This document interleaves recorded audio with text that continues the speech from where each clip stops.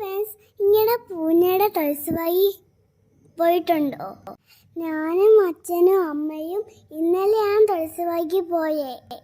ഞാൻ അവിടെ ഒരു വലിയൊരു അമ്പോച്ചയെ കണ്ട്.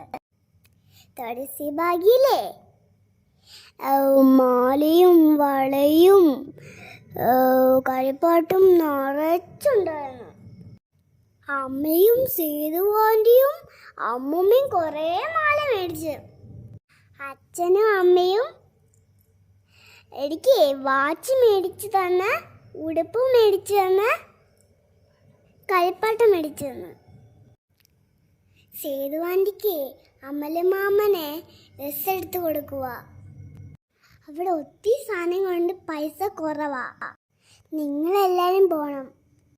ഒത്തിരി കടങ്ങി ക്ഷീണിച്ച് ഞാൻ വീട്ടിലോട്ട് പോവാ.